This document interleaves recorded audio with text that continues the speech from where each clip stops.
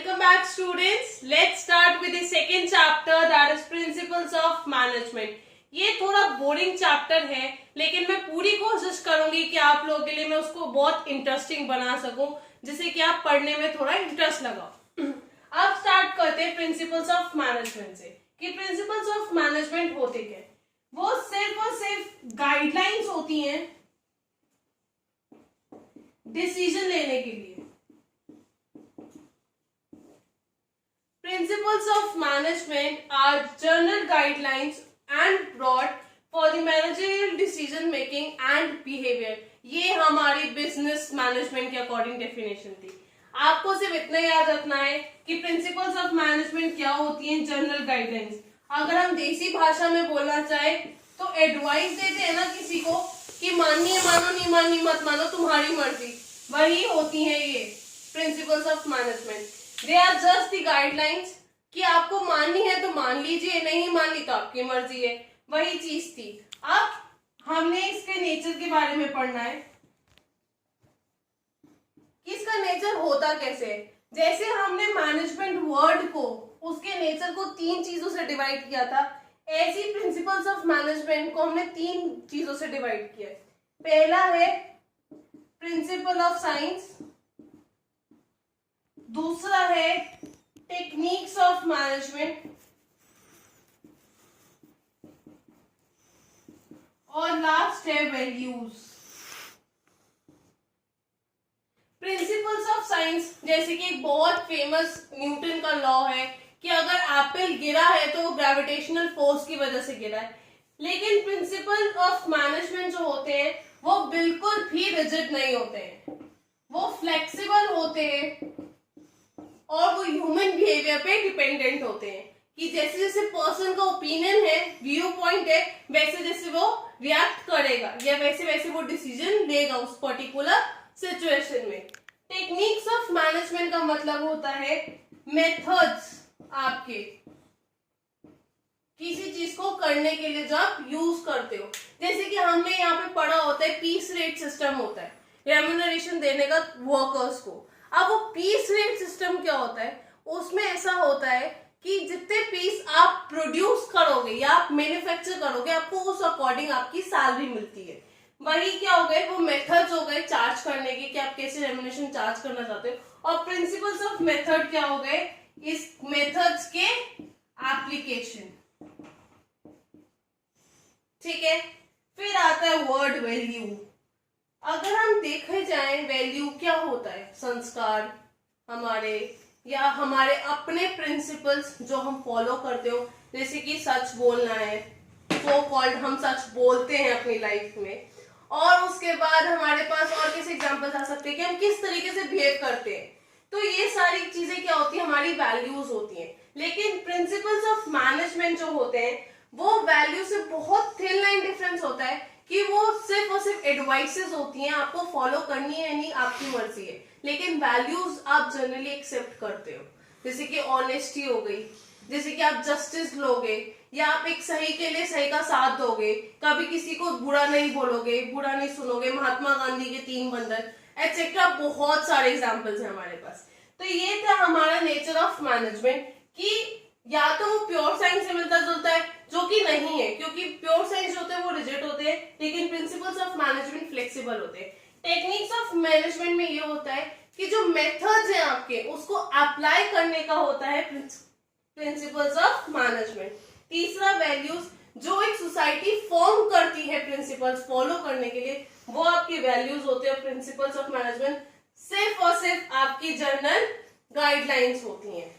अब हम आते हैं अगले टॉपिक पे जो कि है अलग से nature of principles of management, जो 7 पार्ट्स में इन्होंने डिवाइड कर रखा है, हर एक चीज को अलग से फॉर्म करके। पहला होता है nature, first is journal guidelines. अगर आपको थोड़ा ध्यान आप दे रहे हो तो ये वर्ड ना हम डेफिनेशन से पढ़ के आ रहे हैं कि वो जनरल गाइडलाइंस होता है, वो जनरल गाइडलाइंस होता है। तो नेचर जनरल गाइडलाइंस का मतलब ये है कि कोई भी डिसीजन, मैनेजरियल डिसीजन लेने के लिए डिसीजन लेने के लिए ये जनरल गाइडलाइंस का काम करता है, लेकिन एक चीज और है, ये परफेक्ट सॉल्यूशंस प्रोवाइड नहीं करते हैं। परफेक्ट सॉल्यूशंस का मतलब ये है कि आपको ये नहीं कहते कि हाँ अगर आप ऐसे रिएक्ट करोगे तो आपका डिसीजन सही होगा, नहीं, ये सिर्फ आपको बताते हैं कि आप क्या क्या कर सकते हो, दैट्स इट। ये परफेक्ट सॉल्यूशन नहीं देते किसी भी मैनेजरियल प्रॉब्लम का। सेकेंड होता है जो कि बहुत इंपॉर्टेंट है, based on practice and experiments. ये तो शायद अगर आपको याद हो, हमने आर्ट और साइंस के दो फीचर्स को मिला दिए, based on practice and based on experiments. इसमें क्या होता है कि जैसे जैसे मैनेजर प्रैक्टिस करता है, सर्टेन डिसीजंस लेना शुरू करता है लाइफ में या ऑर्गेनाइजेशन में, तो उसका पर्सनालिटी डेवलपमेंट होता है। उसको पता होता है कि हाँ अगर मैं ऐसे से रिएक्ट करूंगा क्या क्या चीजें हो सकती हैं। तो वही चीज पे बेस्ड होता है, based on practice and experiments. पहला एग्जांपल यहाँ पे है, मान लो कि एक फर्म है X, Y और Z लिमिटेड। फाइन, मैं दो एग्जांपल दूंगी, उसको हम कुछ पार्ट्स में डिवाइड कर लेते हैं, ठीक है। पहली XYZ लिमिटेड की यहाँ पे और दूसरी ये सेम XYZ लिमिटेड की यहाँ पे, ठीक है। अब हमारे पास यहाँ पे एम्प्लॉइज है A, B, C और D, ठीक है। A जो है वो अकाउंटेंसी में अच्छा है, B जो है वो मार्केटिंग में अच्छा है। फाइन, शॉर्ट फॉर्म्स पे ज्यादा जोर मत देना, बस तुमको समझाने के लिए दिया गया। सेल्स जो है वो आपके प्रोडक्शन डिपार्टमेंट में अच्छा है, और वैसे इसका कोई काम नहीं, चलो फिर भी हम मान लेते हैं कि वो HR डिपार्टमेंट में। अब अगर मैं इन्हीं की एफिशिएंसी के अकॉर्डिंग इनको मैं काम दूंगी, मान लो इसको फाइनेंस से रिलेटेड, इसको मेरे सेल्स टारगेट्स अचीव करने से रिलेटेड, इसको गुड क्वालिटी के प्रोडक्ट्स बनाने से रिलेटेड, और इसमें अच्छे पर्सनल लाने से, अगर मैं इसको इन्हीं की क्वालिटीज या इन्हीं की स्किल्स के अकॉर्डिंग काम दूंगी तो मेरी एफिशिएंसी बढ़ेगी काम करने की। मान लो अगर मैं अकाउंट्स वाले को सेल्स का काम दे दूं, क्या वो उतनी एफिशिएंसी से काम कर पाएगा? बिल्कुल भी नहीं। इसीलिए अगर मैं इनको इनकी स्किल्स के अकॉर्डिंग काम दे रही हूं तो मेरी एफिशिएंसी इंक्रीज होगी। इसको हम कहते हैं डिवीजन ऑफ वर्क। क्या है इस प्रिंसिपल का नाम? Division of work. ऐसे ही XYZ लिमिटेड है, AB एम्प्लॉइज थे और CD एम्प्लॉइज थे, ठीक है। अब AB एम्प्लॉइज जो है इनका एक बॉस है E, और ये जो CD एम्प्लॉइज हैं इनके 3 बॉस है F, G और H। अब मेरे को एक बात बताओ, ये वाला ग्रुप एफिशिएंटली काम करेगा या ये वाला ग्रुप? जिसको एक की सुननी है, जिसको 3 की सुननी है?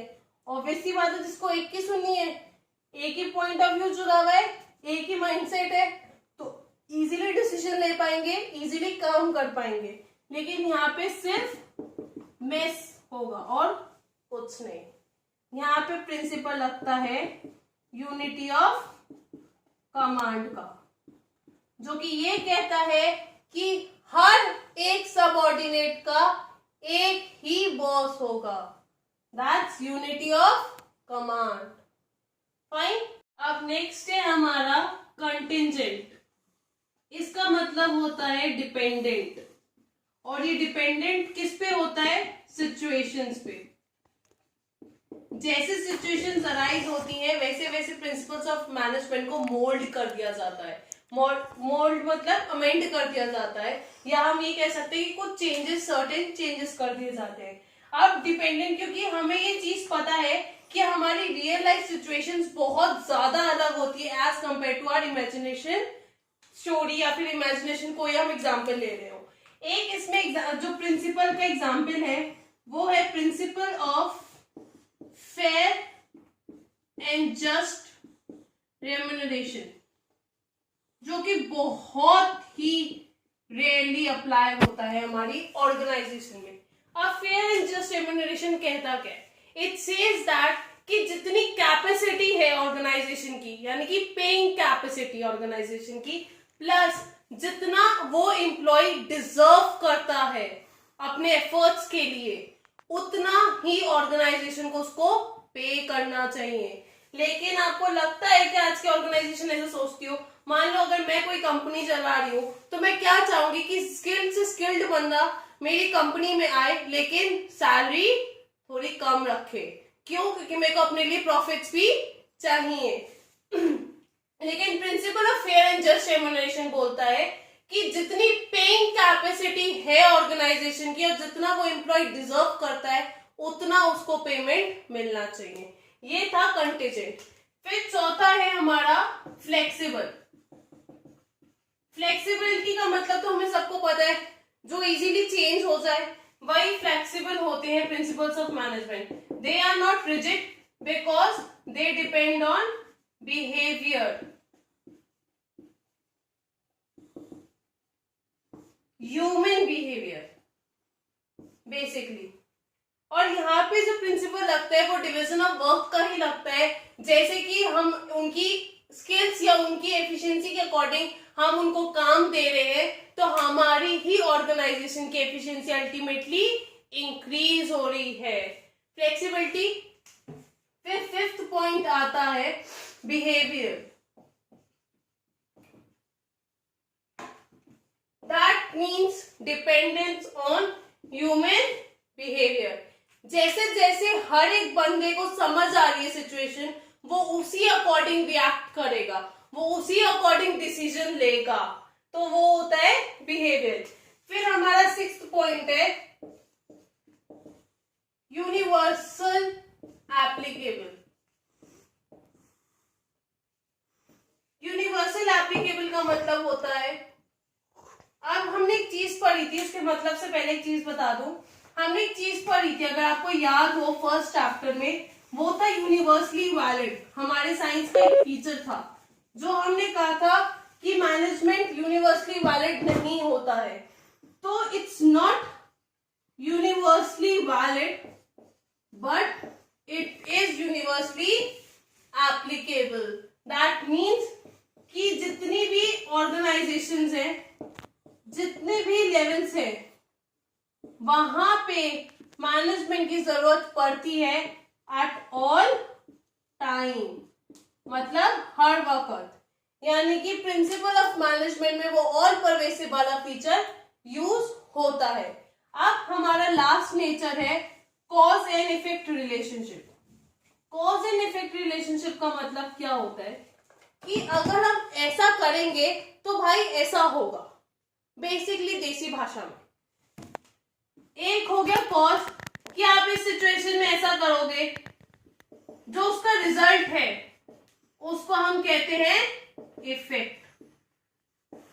तो कॉज और रिलेशनशिप डिफाइन करते हैं प्रिंसिपल्स ऑफ मैनेजमेंट कि आप अगर ऐसा करोगे तो आपके साथ ऐसी सिचुएशन भी अकर हो सकती है।